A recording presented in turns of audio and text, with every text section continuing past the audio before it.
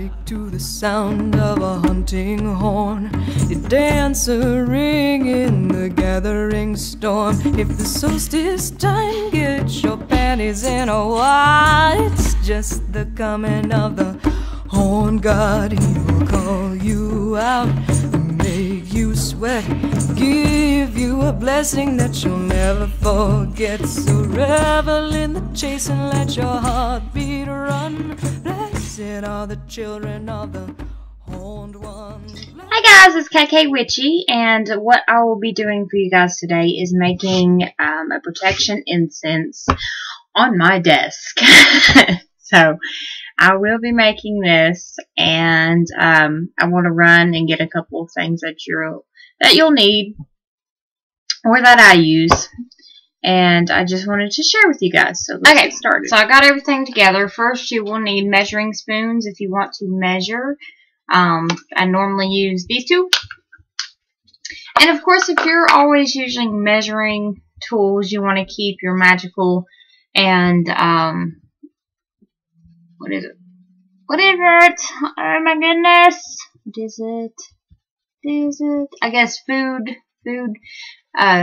measuring things that you use for food separate, because you don't want to get anything mixed up. Unless you're planning on cooking, but you know what I mean. So, first of all, you will need a base. In this case, I'm using cinnamon sweet powder.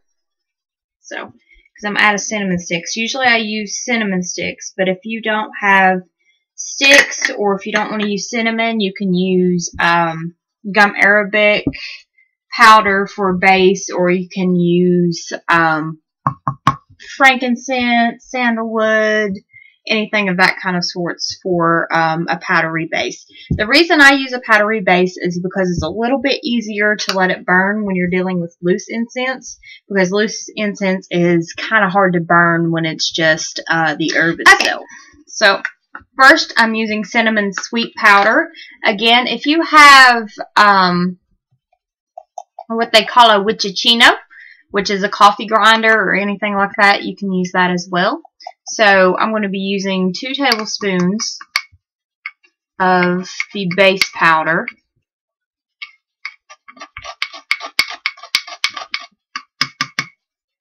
It smells so good. I love the smell of sweet cinnamon. I love cinnamon in general. So that is your base powder. Now the next thing that I'm going to use is, of course, mugwort. You guys that have been following me on this channel for quite a while know that I use a lot of mugwort in my practice. So, oh, and excuse the Cookie Monster PJs. I love Cookie Monster. So, and I will be using, I think I'll take this in pinches. So, again, if you don't want to measure anything, do what's right for you, what feels right to you. In this instance, I'm using 2 pinches of mugwort.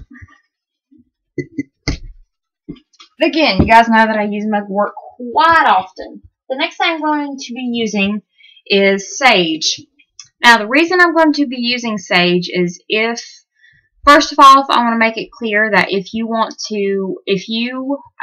work with spirits in your magical practice, or your spirit guides, or fairies, or anything of that kind of sorts, spirits, I would leave this out, because sage is one of those things where it kind of neutralizes everything, which means nothing bad nor good can get near it. So, or it don't like it.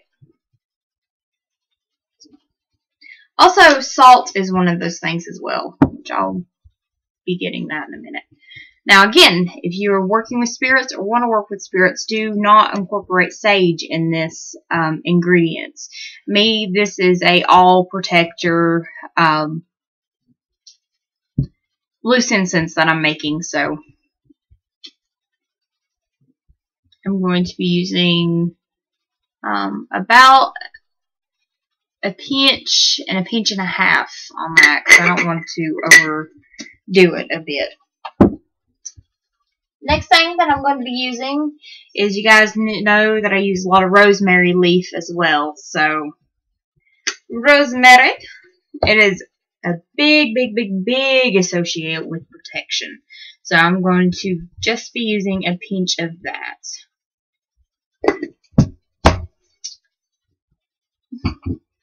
So, the next thing you want to do is crush it up.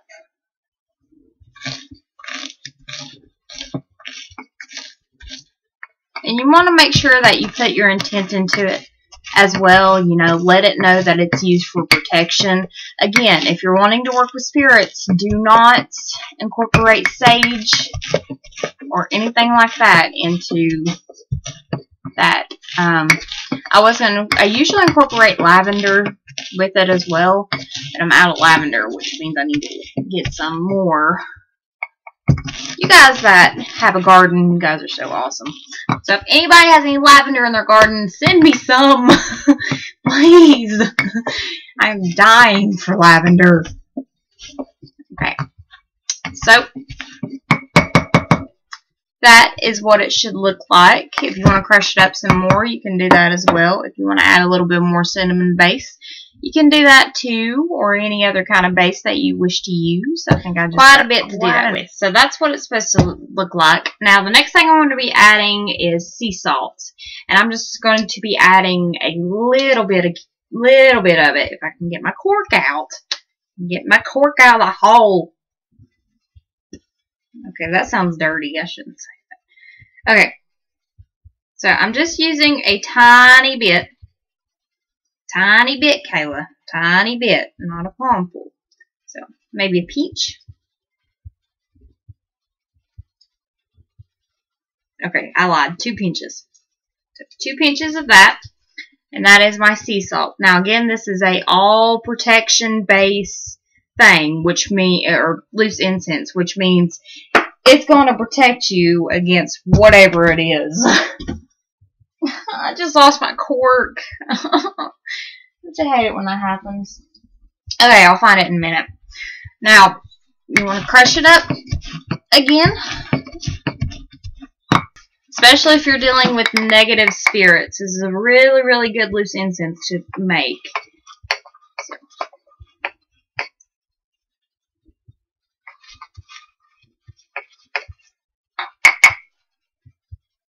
And voila, that is it. Now the next thing you want to do is find something to contain it with, such as a jar, candle jar, mason jar, little candle jar. Me, the ones I make for myself, I use like mini candle jars, which I'll go show you right. And it says protection. So, and these are really popular around this time of year, especially in fall and autumn. Although I think Walmart has them all year round too. So I usually mess up on this thing. Next thing you want to do is bottle it or jar it, whatever you call it. I'm trying not to get it on my desk that much, but if it does, it'll just pop off. No big deal. It don't matter what I'm doing, I make a mess.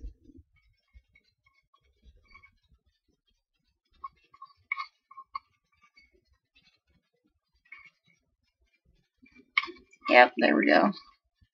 There we go.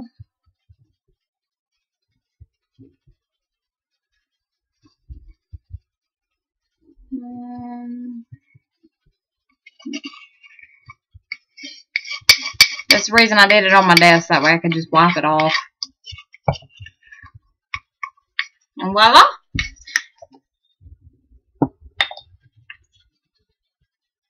That is your protection incense. So, hope you guys like this video. If you guys have any questions or anything of sorts, please contact me. Feel free. You can send me a message on my Facebook page. I'm always there, or if you just want to talk, you know. If you guys have any other questions, let me know. I also will be selling this on my eBay page. Yes, I am back to eBay again. I keep going back and forth between Etsy and eBay, and I can't decide which one I like better. I think I'm going to stick with eBay, though.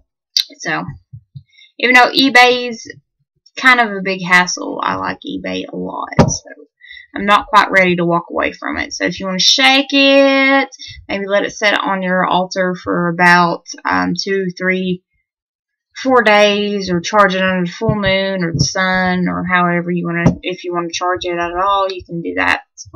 Thanks guys for watching, and many blessings.